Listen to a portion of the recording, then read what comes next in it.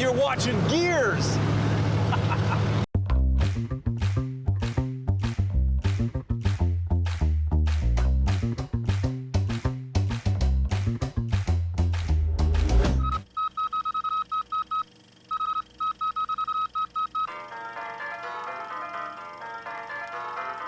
It was the early 1900s.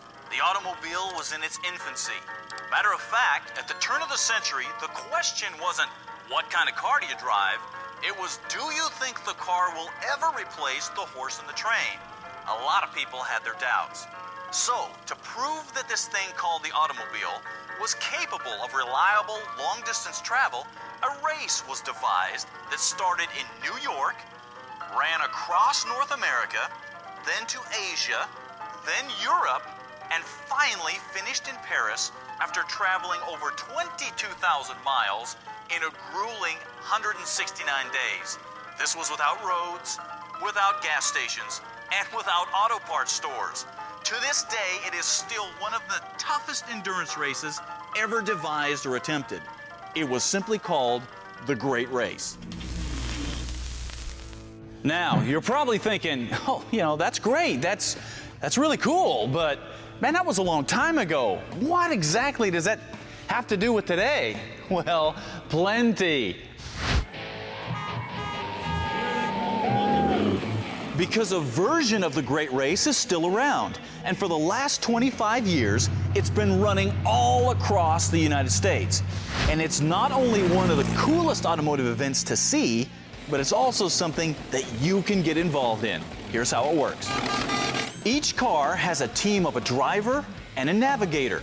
And it's important to pick these well, because you're going to be spending a lot of time with them in pretty close quarters. Every morning, you get your map with directions for the route that you'll be taking that day. Then, it's just a matter of driving the course in the allotted time. Sounds easy, huh? Well, that is until you realize that the directions read like this. You go to 30 miles an hour when you see this outhouse, and then I guess you look for a girl with an hourglass figure, and then you go to 45 miles an hour, and then I guess you look for another girl with an hourglass figure with more sand at the top. Yeah, so then you go to 35 miles an hour, and then you drive and drive, and I guess you realize you've been looking at the wrong thing, and now you're completely lost, so then you go to a coffee break here at the bottom, and you ask for directions. Yeah, this is not easy. Ask Mike. Okay, we're gonna see a Nashville half-mile sign. It comes quick. We're gonna blow right through it. And if you happen to make a wrong turn, or break down, or get stuck in a traffic jam, you better hold on, because now you've got to make up time somehow. Oh, and by the way, this is all on back roads and highways. There's no interstates here. All right, this is a quick stop. Hey, okay. Like how quick? Well, it's gonna be pretty quick if our credit card will clear. Like, do I have time to go to the bathroom? While Stacey is away here for a minute, we'll put some gas in it, because I've watched how heavy his foot is. We're gonna burn some this trip.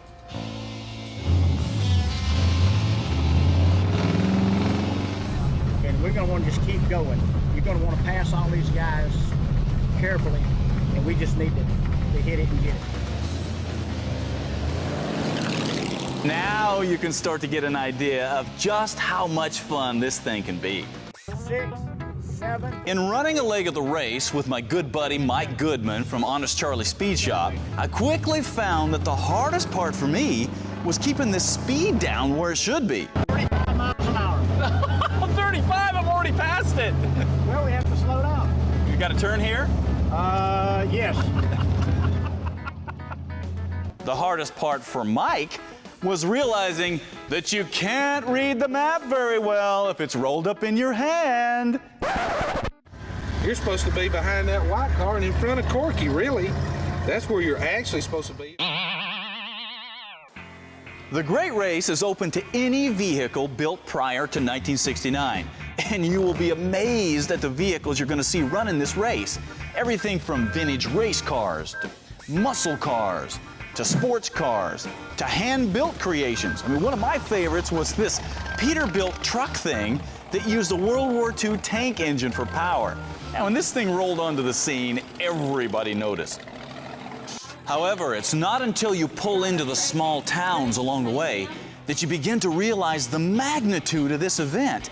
Basically, the whole town turns out to encourage the drivers and to check out the cool cars, because most of this stuff you would only see in a museum, and that's the magic of an event like the Great Race. Now, the best part of this story is 2008 marks the 100th anniversary of the Great Race, and to commemorate that, they're actually going to run the race from New York to Paris, just like they did back in the day. Yeah, that's going to be really cool.